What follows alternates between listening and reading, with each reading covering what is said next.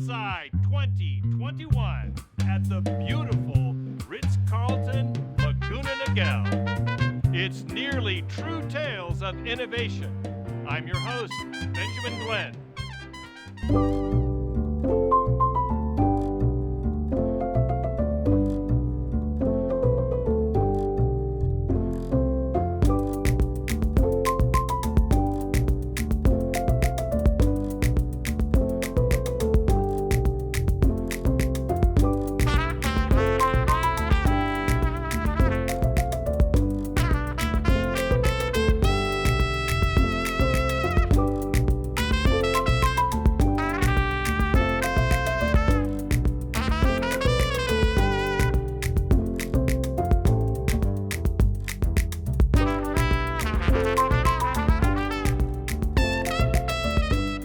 My guest is the one, the only, the intrepid, the irreplaceable Lisa Carmel. It's LSI 2021. Lisa, thanks for coming by the studio. Thank you so much for having me. So how's the conference going so far for you? It's fantastic. The energy is just palpable. You can feel it. And I think everyone's just so excited to be here. And it's great to be at a live event at what is probably one of the best spots on the California coast, the Ritz-Carlton here at Dana Point. So you're at Ximedica, and during the pandemic, how did business change? What went well? What were some of the key pivots? I know everybody had to do the change up. So how was the lockdown for you? The business fell into two camps. There were those that decided to mitigate risk and pull back and wait and see what was going to happen quarter by quarter, and then decide when they were going to hit the go button on projects and developing new innovation. And then there's others that just leaned into it because they saw an open field in front of them and a competitive edge to just move forward. And they knew that their technology would only be that much more needed in a pandemic timeframe. So they were very confident that their technology was going to have a place. So, and I think that a lot of those folks that leaned in are here at this conference in 2021. Yeah, getting back to work. Yeah, I like to think that Scott's helping the industry. We're just sort of turning over the engine, and just I think it's going to be humming by the time we all leave here. We're open, we're ready for work. People are excited and energized about coming out of the pandemic. So many people are already vaccinated completely, which is huge, and now getting the industry going again. Yeah, I think JP Morgan, it was a virtual event in January, but you need those one-on-one meetings, and we didn't get that. And so I think this has been like a mini JP Morgan, actually, in a sense, because there's so many investors here and startups alike, and there's deals going on as we speak. This year, I probably had just as many meetings, but all via Zoom. And so definitely zoomed out, but at the same time, people weren't traveling, so they did have the time to meet, to touch base. And I had more, I would say I had just as many intimate conversations, but it was all via Zoom. And I think we're just touching base, like, are you okay? Is your family okay? I hope you're doing well.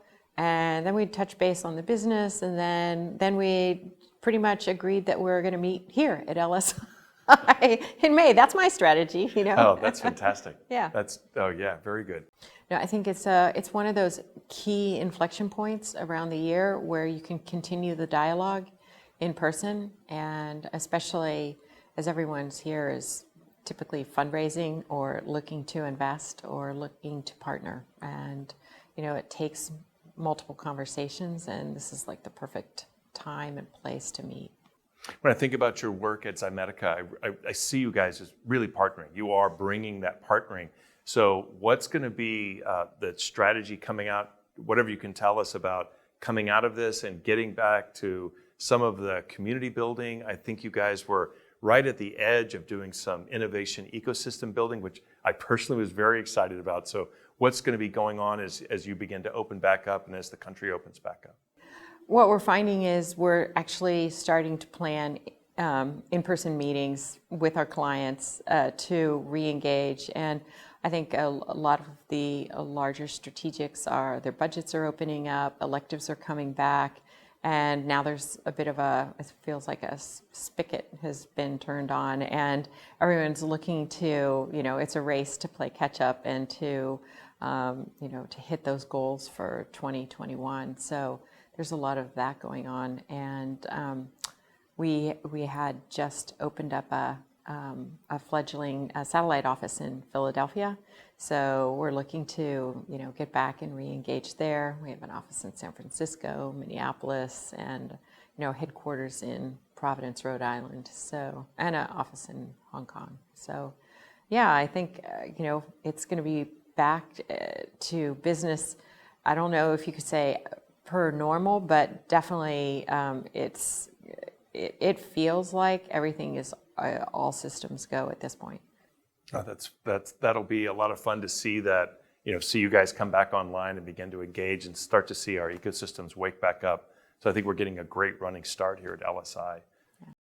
I really do see Ximedica in that point of that, really boots on the ground, rubber meets the road kind of, the guidance that they need early. So what are the tips and tricks that you would share to the early stage or the entrepreneurs who are going to be watching this? We're part of an active partner in the ecosystem like Alira Health, like Greenlight Guru and others. And what we try to do is when we meet with early stage startups is, connect them to what they, understand what their needs are, where they need to get to, what milestones they have in front of them. And if it's funding, then we try to matchmake them with our the investors that we know that where there's a match with their sweet spot.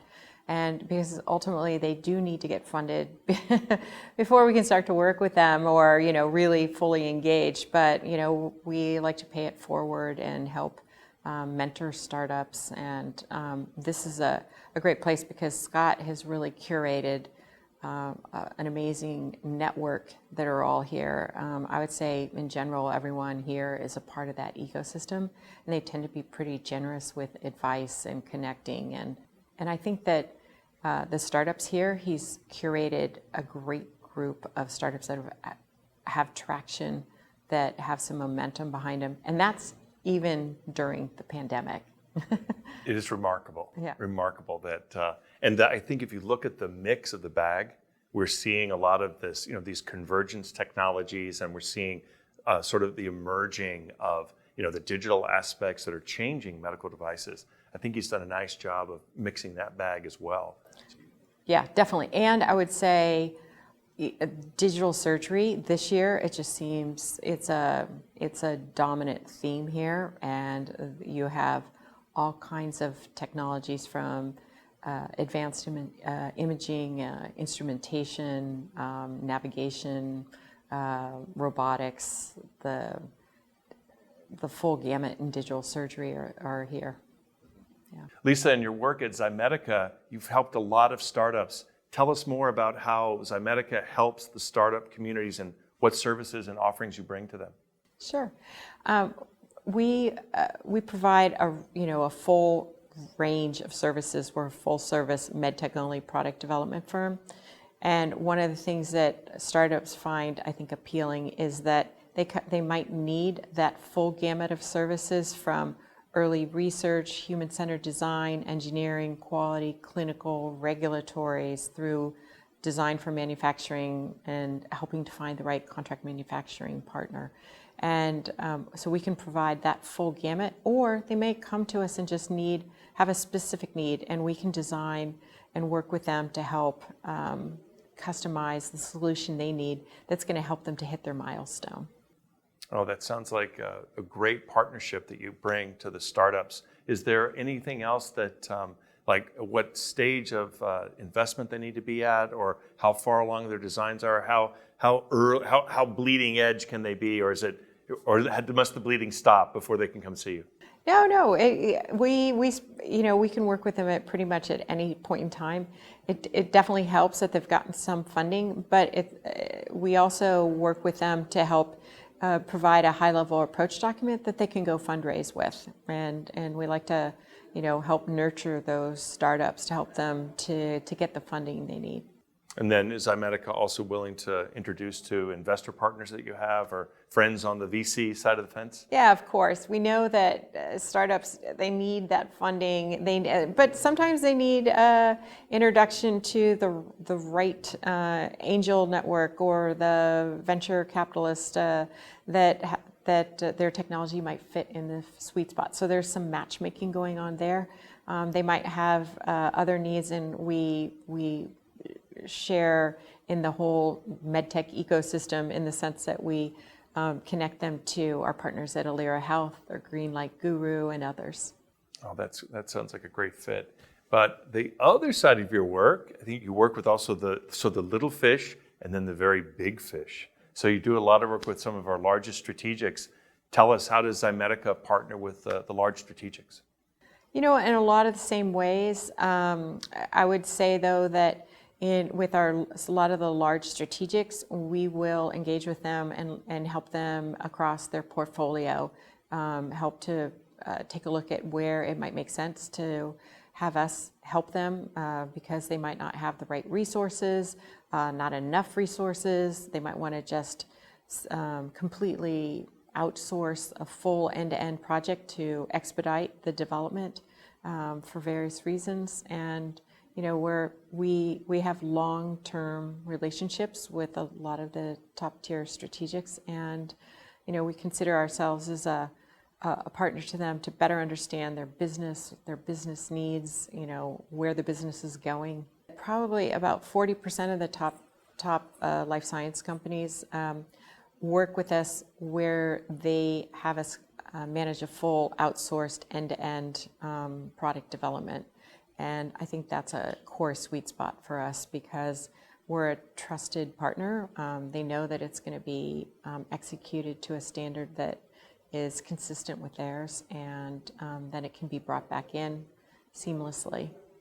Oh, that's a huge matchup. That you're the outside inside partner. Yeah. That's got to be a great fit. I mean, you come out with something, and that your designers on the outside, it's going to plug right back into supply chain and all that. So your depth of knowledge with them seems like a great simpatico. Yeah, and we also work with their venture arms too. Quite often they'll have an investment and they'll have a portfolio company, and they'll ask to make an introduction, have us get involved because they know that if we're involved and we're helping with the product development, there's going to be less remediation when it gets integrated to the parent company later on. So Lisa, remediation, kind of a big word. Is that the same as adult supervision for? No. It's just they've got to be integrated. So right. So begin with the end in mind. Yeah. That's straight out of Terry Burke's mouth. She was saying that earlier. That's her guidance, as an investor. And I think the same thing's true here. If you know it's going to end up in their catalog, well then build the thing that way. Yeah. That's terrific advice. Hey, Lisa, when I hear you talk about the converging technologies and all the things that are happening, who would have thunk? You look back, one of my friends in Chicagoland went into a telehealth company, and you think about the barriers that literally evaporated overnight.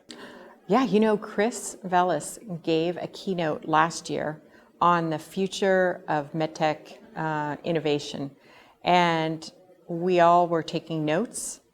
We all went home, the pandemic hit, and every one of those forecasted trends happened, So he's speaking again tomorrow, and I'm going to be there listening because I want to listen to what his crystal ball is going to be, churning out now. Lisa, thank you for coming by. It's wonderful to see you. So happy to be live with you. It sounds like you're off to a great start at this conference. Oh, thank you so much for having me. I really appreciate it.